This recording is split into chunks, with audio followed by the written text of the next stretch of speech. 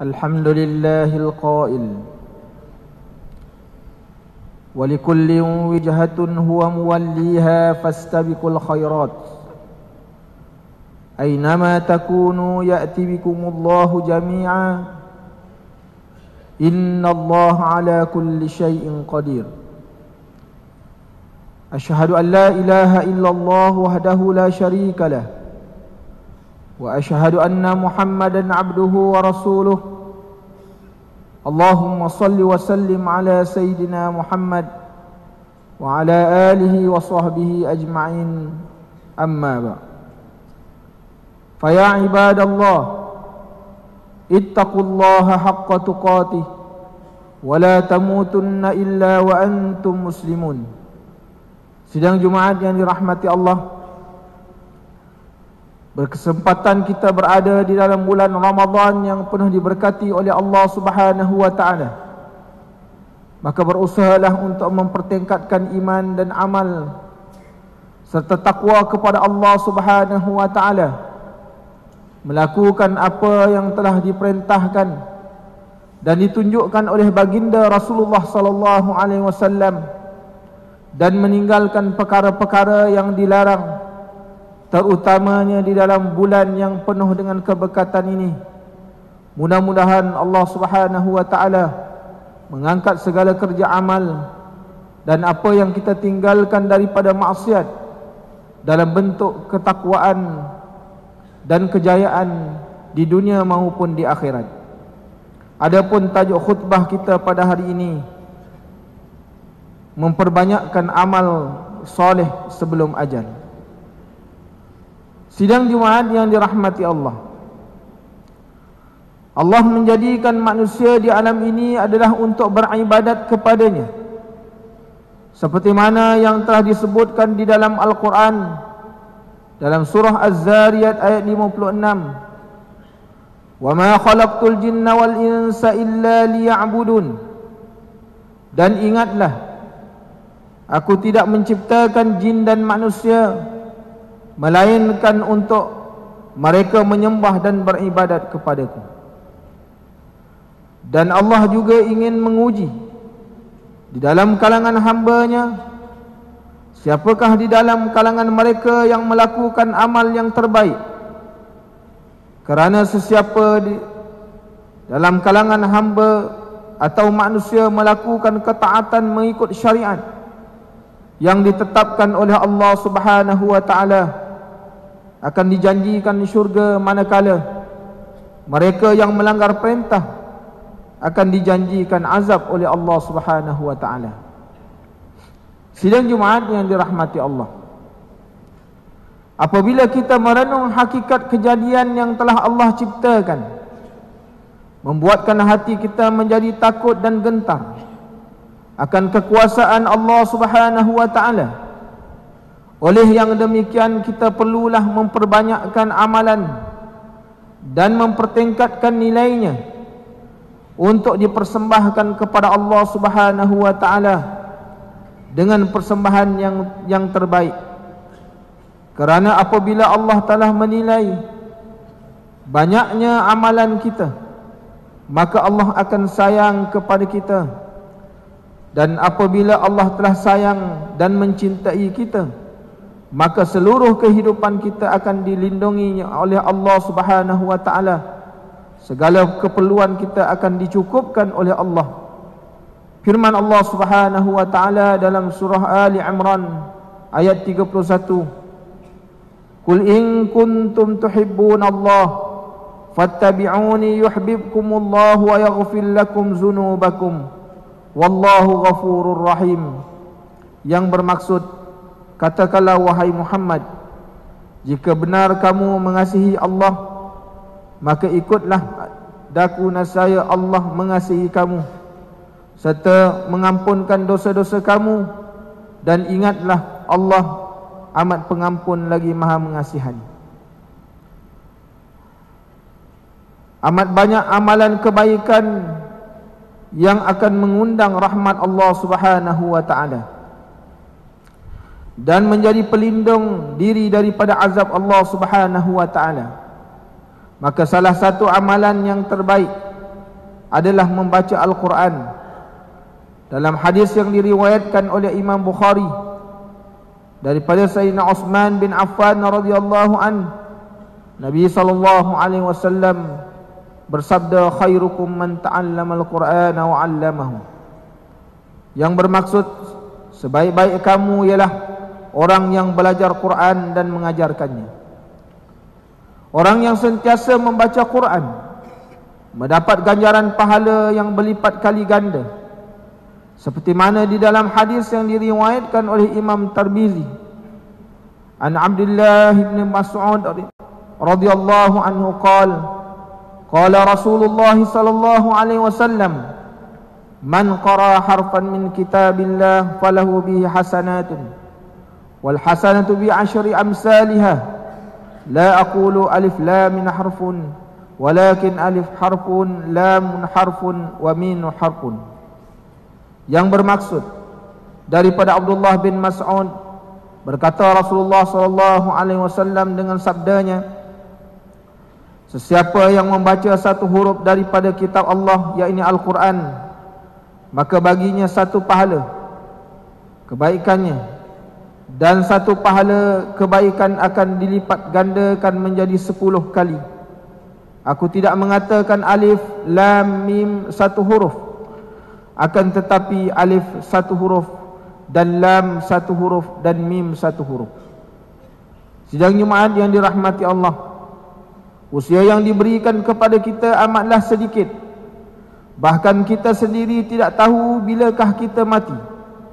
Oleh yang demikian, perbanyakkanlah amalan, tingkatkanlah nilai keikhlasan dalam beramal, dan laksanakanlah amal kebaikan dengan sabar dan istiqamah. Sesungguhnya orang-orang yang telah mati berasa amat kesal kerana semasa dia hidup di dunia dahulu tidak sempat melakukan kebaikan, dan amat menyedihkan sekiranya dia mati dalam keadaan maksiat dan kufur kepada Allah Subhanahu wa taala, seperti mana firman Allah dalam surah Al-Mu'minun ayat 99 hingga ayat 100. Hatta idza jaa ahadahumul maut qala rabbi irji'un la'alli a'malu salihan fima tarak kalla innaha kalimatun huwa qailuha wa min waraihim barzakhun ila yaumi yub'atsun. Yang bermaksud kesudahan golongan yang kufur ingkar itu apabila sampai ajal maut kepada salah seorang di antara mereka, berkatalah ia, wahai Tuhanku, kembalikanlah daku hidup semula di dunia, supaya aku mengerjakan amal-amal soleh dan perkara-perkara yang telah aku tinggalkan, dalam perkara-perkara yang telah aku tinggalkan. Tidak, masa akan dapat, sesungguhnya perkataannya itu adalah dalih yang diucapkan sahaja, sedang di depan mereka ada alam barzakh, yakni yang mereka tinggal tetap padanya sehingga hari mereka dibangkitkan semula, yaitu pada hari kiamat. Sidang Jumaat yang dirahmati Allah, cuba kita renungkan firman Allah Subhanahu wa taala dalam surah As-Sajdah ayat 19 hingga 20 yang bermaksud, adapun orang-orang yang beriman dan beramal soleh, mereka akan beroleh syurga, tempat tinggal yang tetap sebagai balasan bagi apa yang mereka telah kerjakan. Dan sebaliknya, orang-orang yang fasik, maka tempat kediaman mereka adalah neraka.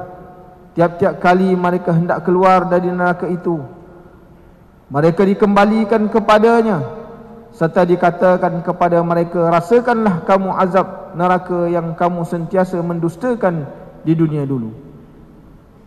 أما الذين آمنوا وعملوا الصالحات فلهم جنات المأوى نزلا بما كانوا يعملون وأما الذين فسقوا فمأواهم النار كلما أرادوا أن يخرجوا منها أعيدوا فيها وقيل لهم ذوقوا عذاب النار الذي كنتم به تكذبون. بارك الله لي ولكم بالقرآن العظيم ونفعني وإياكم بما فيه من الآيات والذكر الحكيم وتقبل مني ومنكم تلاوته إنه هو السميع العليم. أقول قولي هذا وأستغفر الله العظيم لي ولكم ولسائر المسلمين والمسلمات والمؤمنين والمؤمنات الأحياء منهم والأموات فاستغفروه إنه هو الغفور الرحيم. آمين آمين آمين. يا موفق الطائعين ووفقنا لطاعتك أجمعين وتب علينا وعلى المسلمين واغفر ذنب من يقول أستغفر الله العظيم نستغفر الله.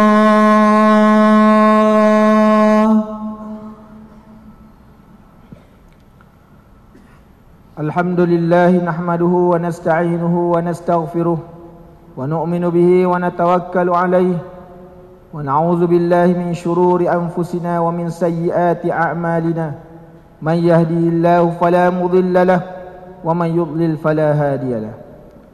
أشهد أن لا إله إلا الله وحده لا شريك له وأشهد أن سيدنا ونبينا محمدا عبده ورسوله. اللهم صل وسلم على سيدنا محمد وعلى آله وصحبه أجمعين. أما بعد فيا عباد الله ittaqullah wa kunu ma'as sadiqin.